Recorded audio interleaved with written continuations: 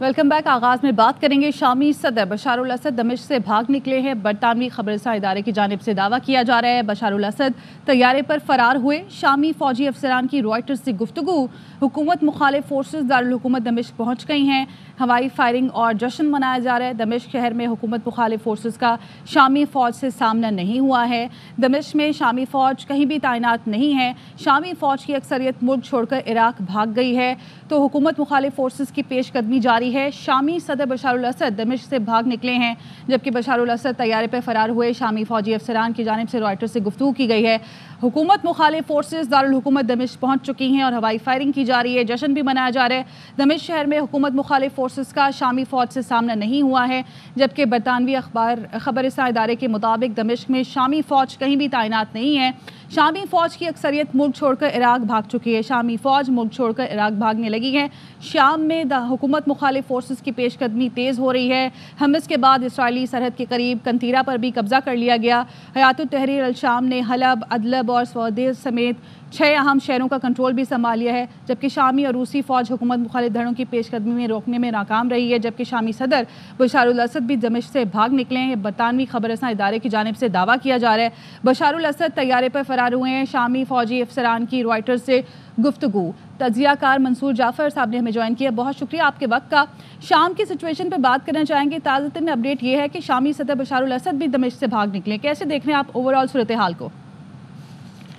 देखिए जी, ये जो गुज़श्ता 13 साल की एक वहाँ पे टर्माइल सिचुएशन पैदा हुई थी, ख़ास तौर पे जब से वहाँ पे बशार अल असद की हुकूमत के ख़िलाफ़ मुज़ाहरे शुरू हुए थे, तो उसके बाद से जिस अंदाज से शामी सदर ने पूरी सिचुएशन को टैकल करने की कोशिश की, ताकत के ज़ोर पे, अपनी फ़ौजी ताकत के ज़ोर पर और उसी जोन में, और फिर इस तरीके से जो दीगर इंटरनेशनल प्लेयर्स जो हैं वो इन जो बागियों को कहना चाहिए या इनकलाबियों को कहना, इनकी हमायत के हवाले से अपने अपने स्पेसिफिक इंटरेस्ट के साथ जो है वो मैदान में कूद पड़े।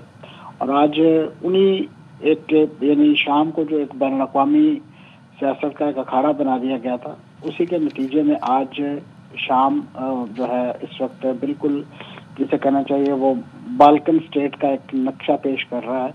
और शाम की जो अपनी एक इंटेग्रिटी थी, एक सॉलिडारिटी थी, वो इस वक्त खतरे में दिखाई दे रही है। और लग रहा है कि एक बार फिर इस्तेमार की वो साजिशें कि जिसके नतीजे में पहले बिलाद शाम को लबनान, फ़लस्तीन के अंदर जो टुकड़े किए गए, फिर इसी तरीके से शाम को एक तकसीम के अमल से जो है दुचार है।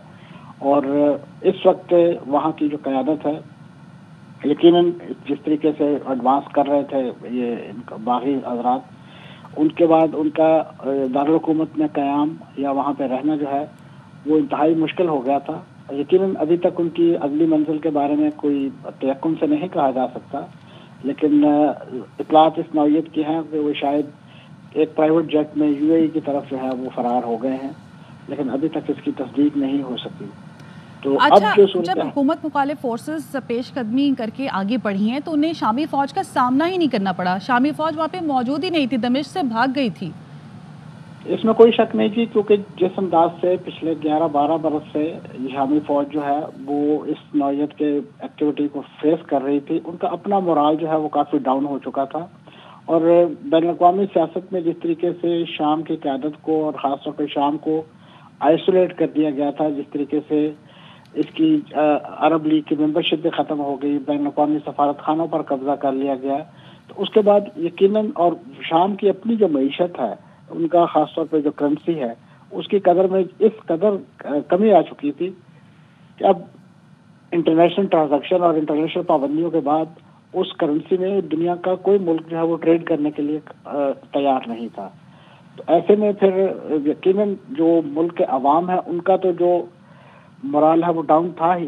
वो लोग कि जिन्होंने उनको प्रोटेक्ट करना था और ख़ासतौर पे इस नौयत की क़यादत को प्रोटेक्ट करना था, वो अपनी जगह बहुत ज़्यादा जो है परेशान थे। और यही वजह है कि कोई भी डिफेंस लाइन जो है वो शामी फ़ौज की, उसने इन इनकलाबियों के सामने रेजिस्ट नहीं किया और वो ताश के पत्तों की तरह जो है उनके सामने बिखरते गए। और यही वजह है कि पिछले 7 दिनों के अंदर अंदर शाम के इतने बड़े रकबे और इसके 4 बड़े शहर जो हैं یکے بعد دیگرے جو ہیں وہ ان باغیوں کے جو ہے قبضے میں آتے گئے اور انہوں نے وہاں پہ مکمل طور پہ کنٹرول سنبھال لیا ہے. اور اب دمشق جو ہے وہ ایک آخری آپ کہہ لیجیے ہدف ہے. اور خیال یہی کیا جا رہا ہے کہ جس طریقے سے ابھی شامی فوج خود ایئرپورٹ چھوڑ کے جا چکی ہے دمشق کا، تو اس کے بعد میں سمجھتا ہوں کہ یہ یعنی لمحوں کی بات رہ گئی ہے. آپ کسی بھی وقت یہ خبر سن سکتے ہیں کہ دمشق بھی جو ہے وہ ان انقلابیوں کے قبضے میں جو ہے وہ آ چکا ہے. اچھا، لیکن اب صورتحال کو اوور آل کس طرح سے کنٹرول کیا جائے گا؟ آپ نے بتایا کہ شام کو بین الاقوامی سیاست کا جیسے کہ اکھاڑا بنا دیا گیا تھا، اب عالمی طاقتیں کس طرح سے یہاں پر صورتحال کو کنٹرول کر سکتی ہے، کس طرح سے رول پلے کر سکتی ہیں، اور حزب اللہ کی ناکامی اس کا سبب ہے؟ اس کے بعد ان کی طاقت میں یقیناً ایک کمی آئی تھی، اور اس کے بعد سے یہی وجہ ہے کہ یہاں پہ کمزوری آنے کے بعد جو بنیادی طور پہ ایک روٹ تھا، جو زمینی روٹ راستہ بنتا تھا شام کا بیروت کے ساتھ، اور یہی ایک ایسی سپلائی لائن تھی کہ جہاں سے لبنان میں جو ہے حزب اللہ کو یا جو دیگر مزاحمتی تنظیمیں ہیں ان تک کمک پہنچتی تھی. اب یہ بہت بڑا نیٹ ورک جو ہے وہ ایکسپوز بھی ہوا ہے اور اس کے بعد کمزور بھی ہوا ہے، اور جب جو موجودہ صورتحال ہے اس میں سے وہ مکمل طور پہ تباہ ہو چکا ہے. اسی طریقے سے روس کا جو انٹرسٹ تھا وہ طرطوس میں ان کی جو ایک بندرگاہ ہے جس کے ذریعے وہ باہر روم میں اپنے جو مختلف اڈے ہیں ان تک سپلائی لائن اور چیزیں پہنچاتا تھا اور اس حوالے سے اس کو سیف گارڈ کرتا تھا. روس خود یوکرین میں پھنس چکا ہے اور اس کی وجہ سے ان کا انٹرسٹ اس علاقے میں بالخصوص جو لاجسٹک سپورٹ گولہ بارود کی صورت میں یہاں آتی تھی وہ کم ہو گئی. صرف اور صرف فضائی حملے جو ہیں اس کے ذریعے آپ کسی بھی ملک کو جو ہے وہ تاراج نہیں کر سکتے. غزہ کی مثال آپ کے سامنے ہے، افغانستان کی مثال آپ کے سامنے ہے. تو بوٹس آن گراؤنڈ جو ہے وہ صرف اور صرف اس وقت 900 کے قریب امریکی فوجی موجود تھے جو بذام میں خود ایک نام نہاد داعش جس کو انہوں نے خود کریٹ کیا تھا اس سارے فیصب کے لیے، اس کو کنٹرول کرنے کے لیے، اس کے خلاف لڑنے کے لیے علاقے میں موجود تھے. تو اب ایسی صورتحال میں جن یعنی پتوں پہ بشار الاسد کی حکومت تکیہ کر رہی تھی یا جن سورسز پہ، وہ یکے بعد دیگرے خود اپنے اپنے محاذوں میں الجھ گئے، جس کے بعد بشار الاسد کی حکومت تو یقیناً ایک بڑی انسرجنسی کے بعد خود بہت کمزور ہو چکی، سیاسی طور پہ بھی، سفارتی طور پہ بھی، اور بین الاقوامی تنہائی کا شکار تھی، اور جلد یا بدیر اس کا انجام یہی ہونا تھا. اچھا، حکومت مخالف فورسز اتنی مستحکم ہیں کہ ملک کی صورتحال کو کنٹرول کر سکیں، ملک کی باغ ڈور سنبھال سکیں؟ دیکھیے جی، یہاں پہ کسی بھی گروپ کے پاس ایک یونیفائڈ کمانڈ نہیں ہے، یہ سپلنٹر گروپ ہیں. اسی طریقے سے جس طریقے سے افغانستان کے اندر جو طالبان اور ان کے زیر انتظام مختلف گروپس جو ہیں وہ آپریٹ کرتے تھے، تو ابھی اس کو مستحکم ملک بنانے کے حوالے سے جو کوشش درکار ہے، میں سمجھتا ہوں جس طریقے سے بین الاقوامی پلیئر جس میں گلف کنٹری، سعودی عرب، سب لوگ انوالو تھے، ہر ایک کے اپنا انٹرسٹ ہے. اگر تو آپ کو شام کی وحدت اور اس کی قومی یکجہتی درکار ہے تو اس کے لیے آپ کو اپنے اپنے پیٹی انٹرسٹ جو ہیں انہیں سائڈ پہ رکھ کے حقیقی معنوں میں شامی عوام جو ہیں اس کے لیے، ان کی بہبود کے لیے اور اس کے لیے کام کرنا ہوگا. لیکن اب تک کا جو نقشہ دیکھ کے فوری طور پہ کوئی ایسی امید نظر نہیں آتی، کیونکہ ترکی کو اپنے کردوں کو مارنے سے فرصت نہیں ہے، اور یہاں پہ دیگر جو عرب ممالک ہیں انہیں یہاں پہ جو اسلامسٹ ہیں انہیں آئسولیٹ کرنے سے فرصت نہیں ہے. روس کے اپنے معاشی اور اسٹریٹجک انٹرسٹ ہیں، ایران کے اپنے ایکسپینشنسٹ ڈیزائن ہیں جس کی وجہ سے وہ ایکسپینشنسٹ اور مسئلے کی ڈیزائن ہے، معذرت کے ساتھ کہوں گا، تو جس کی وجہ سے اس خطے کو اب یعنی ایک بازیچہ اطفال بنتا ہوا میں دیکھ رہا ہوں، کیونکہ یہاں پہ ایک یونیفائڈ حکومت لانا جو ہے اور ایسی حکومت میں جس پہ سب لوگ متفق ہوں بہت ہی مشکل امر ہے. اور بالخصوص جس طریقے سے انٹرنیشنلی اقوام متحدہ کے فورم سے بھی قراردادیں منظور ہوتے رہی اور اس میں یہی مطالبہ کیا جاتا ہے کہ شام کو ایک نئے دستور کی ضرورت ہے، ایک نیا دستور بنایا جائے جس کے تحت پھر ایک آزاد انتخابی عمل یہاں ہو اور ایک ایسی حکومت بنے کہ جو حقیقی معنوں میں عوام کی ویل بینگ اور ان کی نمائندگی کر سکے. تو اب یہ ایک کار دارد ہے، لیکن جو انٹرنیشنل پلیئر یہاں پہ انوالو ہیں ان کی جو ماضی کا ٹریک ریکارڈ دیکھتے ہوئے، چاہے وہ عرب ملکوں کا یمن کے اندر انٹرفیئرنس ہو، وہاں پہ آپ دیکھ لیجئے کہ پچھلے تقریباً کافی عرصے سے، تقریباً 8-9 سال سے اسی نوعیت کا فساد وہاں پہ برپا ہے. لیبیا کی مثال آپ کے سامنے ہے، اور اسی طریقے سے عراق کو جس طریقے سے امریکہ نے تاراج کیا اور اس کے بعد آج تک وہاں پہ کوئی مناسب حکومت نہیں بن سکی ہے. لبنان کی مثال آپ کے سامنے ہے. تو یہ جتنے بھی اس وقت ریجنل پلیئر اس خطے میں سرگرم ہیں، ان کا تمام کے تمام جن ملکوں کا میں نے ابھی ذکر کیا وہاں پہ ٹریک ریکارڈ کوئی اتنا زیادہ انکریجنگ نہیں ہے. وہ خطے ڈی اسٹیبلائز ہوئے ہیں اور اس میں کوئی اسٹیبلائزیشن نہیں آ سکی. تو یہ لگتا ہے بشار کہ شام الاسد بھی کو روس کی مدد حاصل تھی، حمایت حاصل تھی، لیکن پھر بھی روک نہیں پائے، اور روس کا یہ دعویٰ ہے کہ یوکرینی اسلحہ استعمال کر رہی ہیں حکومت مخالف فورسز شام میں. ہر چیز کا امکان ہے جی، کیونکہ آج کے دور میں جو بارڈر کھلے ہیں اور خاص طور پہ آپ اسلحے کی اسمگلنگ اور ایک پورا نیٹ ورک ہے، کاروبار ہے جس کو آپ روک نہیں سکتے. اسی نوعیت کی شکایات آپ کو عراق کے اندر بھی دکھائی دیتی ہیں کہ جو اسلحہ جو ہے امریکن فوج یا ان کے لیے آتا تھا تو وہ وہاں پہ جو لڑنے والے مختلف اسپلنٹر گروپس تھے ان کے ہاتھ کیسے لگ جاتا تھا. وہ سارا یورپین اسلحہ استعمال کرتے تھے. وہ براہ راست بھی اس مارکیٹ سے اسمگلنگ کے ذریعے وہ اسلحہ خریدتے ہیں. تو اب یہی بھی صورتحال آپ کو لبنان میں بھی نظر آتی ہے. وہاں پہ بھی حزب اللہ تمام اسی نوعیت کا اسلحہ استعمال کرتی تھی. خود حماس کے پاس ایران سے فراہم کردہ راکٹ میزائل سب چیزیں موجود تھیں. تو یہ تو خاص طور پہ اس نوعیت کی جب انسرجنسی ہوتی ہے، بغاوت ہوتی ہے، تو اس میں تو اسلحے کی ریل پیل جو ہے اور جو اپنے مخصوص مفادات رکھنے والے ملک منصور جعفر صاحب ہمارے ساتھ ہی رہے گا. تجزیہ کار سید محمد علی صاحب نے بھی ہمیں جوائن کیا. بہت شکریہ آپ کے وقت کا. شام کی سچویشن سے آپ کو اپڈیٹ کریں گے. دمشق شہر میں حکومت مخالف فورسز کا شامی فوج سے سامنا نہیں ہوا ہے. سچویشن یہ ہے کہ شامی صدر بشار الاسد دمشق سے بھاگ نکلے ہیں اور دمشق میں شامی فوج کہیں بھی تعینات نہیں ہے. اس وقت آپ شام کی صورتحال کو کیسے دیکھ رہے ہیں؟ یہاں پہ حکومت مخالف فورسز جشن منا رہی ہیں، فائرنگ کر رہی ہیں. جی یقینی طور پہ یہ 15 سال میں بہت ہی اہم اور بڑی تبدیلیاں مشرق وسطیٰ کے سیاسی منظرنامے میں رونما ہو رہی ہیں. اور شام جو ہے وہ مشرق وسطیٰ کا آپ سمجھیں کہ اس کی وہی اہمیت ہے جو اسٹریٹجکلی جس طرح ساؤتھ ایشیا میں افغانستان کی ہے. کیونکہ 15 سال سے مختلف لو انٹینسٹی کانفلکٹ کا یہ مرکز رہا ہے، اور ترکی کی سپورٹ سے، عرب ممالک کی سپورٹ سے، مغربی طاقتوں کی سپورٹ سے اور ایران کی سپورٹ سے مختلف متحرک قوتیں جو ہیں وہ ایک دوسرے کے خلاف بیک وقت برسر پیکار رہی ہیں. لیکن میں سمجھتا ہوں کہ اگر شام کی حکومت کا تختہ الٹا جاتا ہے اور وہاں کا سیاسی نظام تبدیل ہوتا ہے تو یہ مشرق وسطیٰ کے لیے بہت ہی ایک بڑی تبدیلی ہوگی پوری جیو اسٹریٹجک لینڈسکیپ میں. اور اس کی بنیادی وجہ یہ ہے کہ حزب اللہ اور حماس جو بنیادی طور پہ ایران کی دفاعی امداد اور کمک کے اوپر ڈیپینڈ کرتے ہیں، ان کا جو زمینی راستہ ہے وہ شام ہی کے ذریعے سے ہے. اس لیے آپ کو یاد ہوگا کہ جب حزب اللہ کے ساتھ بھی شدت تھی کشیدگی میں اسرائیل کی، تو تمام جو بارڈر کراسنگز تھیں لبنان کی اور شام کی، اس کے اوپر اسرائیل کی فضائیہ بمباری کرتی تھی. تو اب اگر بشار الاسد صاحب کی حکومت ختم ہوتی ہے تو اس کا مطلب یہ ہے کہ روس اور ایران اپنے اس خطے میں سب سے بڑے حامی اور حلیف سے محروم ہو جائیں گے، اور جو مغربی طاقتوں کی سپورٹ ہے متحرک قوتوں کی اور باغیوں کی، اس کے نتیجے میں اب یہ بھی اطلاعات آ رہی ہیں کہ روسی جو افواج ہے ان کا بھی انخلا شروع ہو چکا ہے. اور آپ جانتے ہیں کہ پاکستان کے دفتر خارجہ نے بھی اس پہ ایک بیانیہ جاری کیا تھا کہ فوری طور پہ پاکستانی جو ہیں وہ ملک چھوڑنے کی تیاری. آپ کیا سمجھتے ہیں سچویشن یہاں تک کیسے پہنچی؟ کیا حزب اللہ کی ناکامی وجہ بنی؟ دیکھیے جی سر، میں نے کہا کہ شام میں بیک وقت 4 قوتیں ایک دوسرے کے خلاف برسر پیکار تھیں. شمال میں آپ دیکھتی ہیں کہ کرد لڑ رہے تھے، جبکہ مشرقی سائڈ پہ آپ ایران کی سپورٹڈ جو حزب اللہ کی قوتیں لڑ رہی تھیں. جنوب سے جو تھی عرب ممالک کی سپورٹ تھی، اور کچھ قوتوں کو امریکہ اور مغربی طاقتوں کی سپورٹ تھی.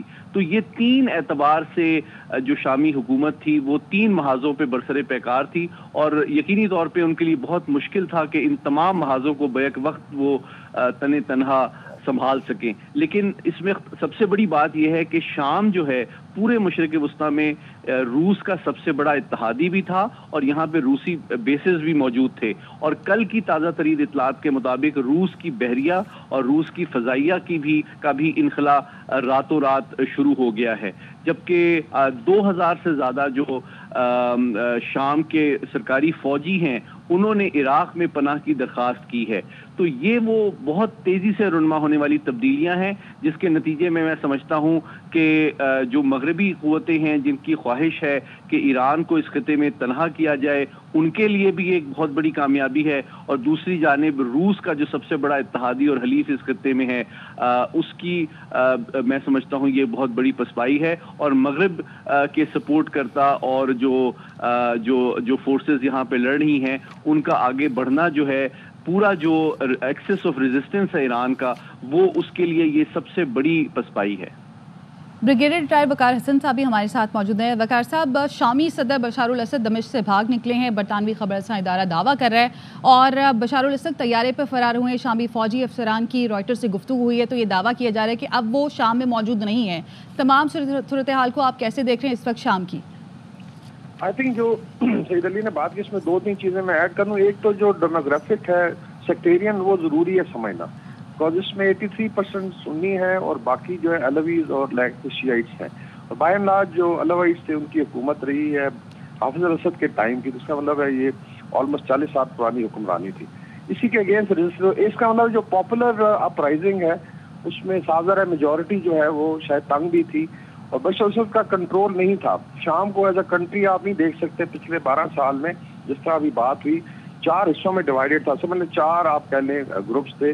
نارتھ ایسٹ میں کرد ہیں جن کو امریکہ کی سپورٹ ہے, جو بیسیکلی ترکی کے خلاف ہے, تو وہ بھی ایک بڑا امپورٹنٹ فیکٹر ہے جس میں آتا ہوں.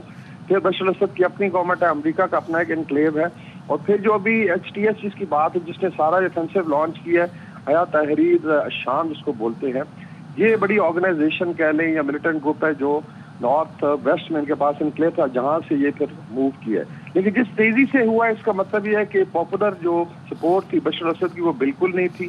اور دوسرا آئی تھنک جو سب سے بڑا آئی تھنک اس میں سیٹ بیک ہے, ایک تو ایران کو ڈیفینیٹلی ہے بیکاز صرف رستہ ہی نہیں ہے بلکہ یہاں پہ ان کی ملٹری پریزنس بھی تھی IRGC کی. دوسرا سب سے بڑا سیٹ بیک رشیا کو ہے بیکاز ان کے 2 بڑے بیسز ہم آلریڈی کٹ آف ہو چکے تھے جب نارتھ ٹو ساؤتھ موو کیا, اس میں ایک ترتس میں ہے اور دوسرا خمامیم ان کا جو ہے بیس تھا بیسیکلی الطاقیہ جو ہے, تو وہاں پہ ایک نیول اور ایئر بیس تھا, تو وہ تھریٹن ہوئے تو وہاں سے ان کو نکلنا پڑا. تو ابھی آئی تھنک ڈیولپنگ سچویشن ہے بیکاز اس میں ایک تو سیکٹیرین ٹون آئے گی, اس میں ریپرائزل بھی ہوں گے بیکاز بشار الاسد نے بھی کافی سپریس کیا ہوا تھا, اور یہ ترکی کا اس میں بڑا رول رہا کہ انہوں نے اس کو وار لیٹ سے سیز فائر کروایا تھا اور چلے ایک سسٹم چل رہا تھا.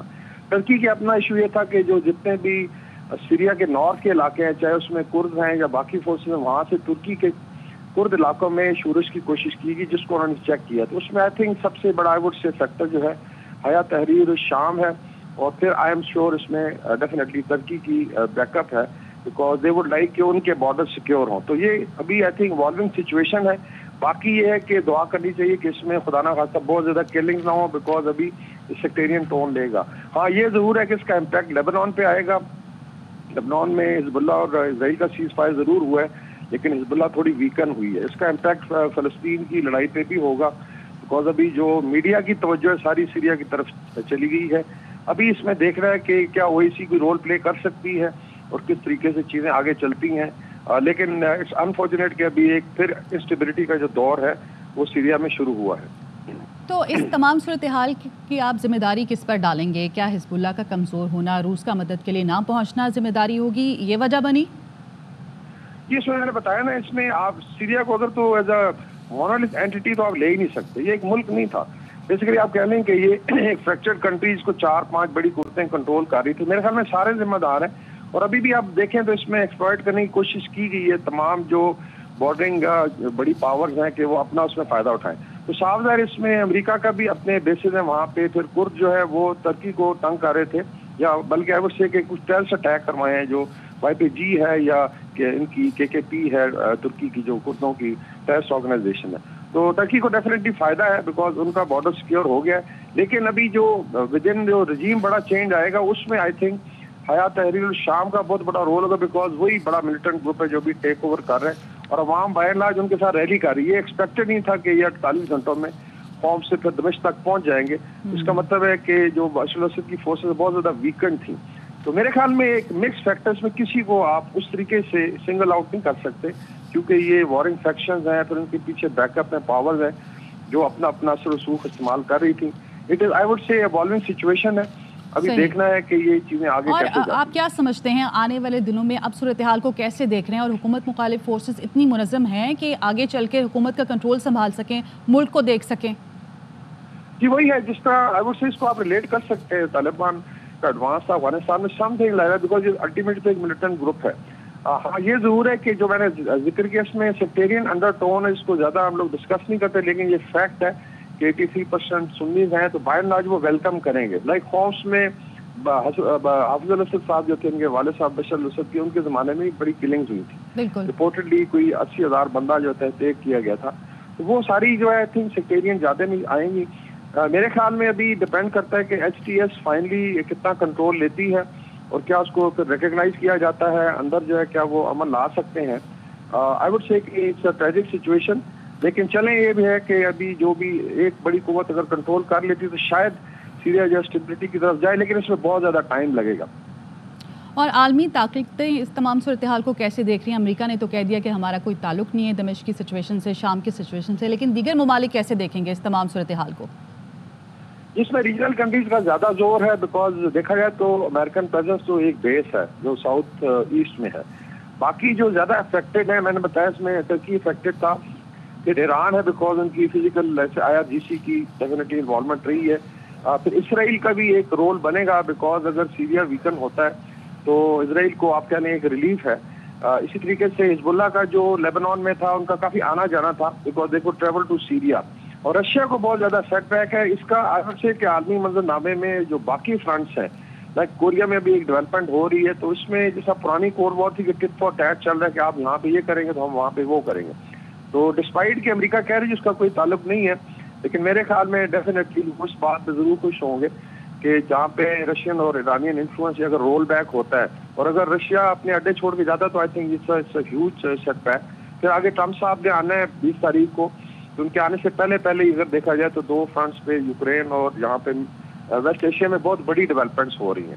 تو اسی لیے آئی تھنک اس چیز کو اس طریقے سے دیکھا جائے کہ باقی طاقتیں جو ہے وہ کیسے ہاں یہ کہ وہ اسی اگر رول پلے کرتی ہے, عرب ممالک ہیں, ترکی ہے, پاکستان ہے, ایران ہے, جس کا کوئی پرامن حل نکال سکیں تو وہ سکسیس ہو سکتے. لیکن میرے خیال میں بھی یہ سال بڑا ڈیفیکلٹ ہے سیریا کے لیے. ٹھیک ہے, بہت شکریہ آپ کا بریگیڈیئر ریٹائر وقار حسن صاحب, منصور جعفر صاحب, سید محمد علی صاحب, AIM نیوز سے گفتگو کرنے کے لیے. عدالتی احکامات پر MD کیٹ کا دوبارہ انعقاد آج کیا جا رہا ہے. کراچی سمیت سندھ کے 6 شہروں میں مقررہ امتحانی مراکز پر ٹیسٹ لیا جائے گا. کراچی میں NED یونیورسٹی اور کراچی یونیورسٹی میں امتحانی مراکز قائم کیے گئے ہیں. ہمارے نمائندے عدنان راجپوت اس وقت NED یونیورسٹی سینٹر پر موجود ہیں, ان سے مزید جانتے ہیں. بتائیے گا. آج بالکل ڈاکٹر بننے کے خواہشمند طلباء طالبات آج ایک بار پھر اپنی قسمت آزمائیں گے. آج ہی ایک بار پھر ND ٹیسٹ لیا جا رہا ہے. شہر کے 2 مختلف مقامات پر امتحانی مراکز قائم کیے گئے ہیں, کراچی یونیورسٹی اور NED یونیورسٹی میں. اس سے قبل بھی یہ ٹیسٹ لیا گیا تھا. مختلف قسم کی شکایات موصول ہونے پر اس ٹیسٹ کو منسوخ کر دیا گیا تھا. ایک بار پھر عدالتی حکم پر آج یہ ٹیسٹ لیا جا رہا ہے. اس وقت NED یونیورسٹی کے باہر موجود ہے. یہاں پر طلباء طالبات ہزاروں کی تعداد میں یہاں پہنچے ہیں. جبکہ اگر بات کی جائے سیکیورٹی کے حوالے سے تو سیکیورٹی کے بھی یہاں فل پروف انتظامات کیے گئے ہیں. پولیس کی بھاری نفری یہاں پر تعینات ہے. اس کے ساتھ ساتھ ٹریفک کی روانی کو مستقل بحال رکھنے کے لیے ٹریفک پولیس کے جوان بھی یہاں پر موجود ہیں. جی. Drug regulatory authority of Pakistan کے chief executive doctor Asim Rauf نے کہا ہے کہ دنیا بھر کی طرح پاکستان میں بھی ادویات کے غلط استعمال سے لوگ جاں بحق ہو رہے ہیں. ڈاکٹرز ادویات کے غلط استعمال کو روکنے کے لیے تربیت یافتہ نہیں ہے. صرف فارماڈرس ادویات کے غلط استعمال روک سکتے ہیں. انور خان کی رپورٹ. کراچی میں الخدمت کے زیر اہتمام شہریوں کو ادویات کے مضر اثرات سے بچانے کے لیے فارماسسٹ کی بڑی بیٹھک میڈیکیشن سیفٹی کانفرنس کا انعقاد. ڈرگ ریگولیٹری اتھارٹی کے سربراہ ڈاکٹر عاصم رؤف کا کہنا تھا کہ پاکستان میں اکثر میڈیکل اسٹور پر تربیت یافتہ فارماسسٹ موجود نہیں ہیں, جس کی وجہ سے دواؤں کے غلط استعمال کے واقعات پیش آتے ہیں. آج کا ٹاپک ہمیں یہ تھوڑا سا سینسٹائز کرتا ہے کہ پاکستانی لوگوں کو ہم نے دوائیوں کے برے اثرات سے کیسے محفوظ رکھنا ہے. الخدمت فارمیسی کے ڈائریکٹر سید جمشید احمد نے کہا کہ پاکستان میں 60,000 میڈیکل اسٹور میں سے صرف 5% میڈیکل اسٹور پر تربیت یافتہ عملہ موجود ہوتا ہے. پاکستان میں میڈیکیشن سیفٹی میں جو کی رول جس کو پلے کرنا ہے فارماسسٹ کو, وہ سسٹم میں یا تو موجود ہی نہیں ہے یا ہے تو وہ افیکٹو نہیں. MBBS کر کے میں پریکٹس نہیں کر سکتا، ایون شاید میں ڈاکٹر بھی نہیں لگا سکتا جب تک میرے پاس ہاؤس جاب نہ ہو. سو آپ ڈرائیو کا لائسنس فارماسسٹ کو تبھی دیں کہ جب اس کا 1 سال کا ہاؤس جاب ہو گیا ہو. کانفرنس میں شریک ماہرین کا کہنا تھا کہ امریکہ میں دوا کے غلط استعمال سے سالانہ 2.5 لاکھ لوگ انتقال کر جاتے ہیں، لیکن پاکستان میں دوا کے غلط استعمال سے ہونے والی اموات کا کوئی ڈیٹا موجود ہی نہیں. کیمرامین یعقوب بلتی کے ساتھ Anwar Khan, ARY news Karachi. Oscar award یافتہ ہالی ووڈ سٹار ایڈرین بروڈی کی تاریخی ڈرامہ فلم دی بروٹلسٹ کا لاس اینجلس میں پریمیئر. دوسری جنگ عظیم کی ہولناکی سے فرار جوڑے کی داستان 20 جنوری کو پردے پر سجے گی. اس کے ساتھ ہی نیوز بلیٹن سے فی الوقت اتنا ہی. مزید خبروں اور اپڈیٹس کے لیے دیکھتے رہیے ARY نیوز.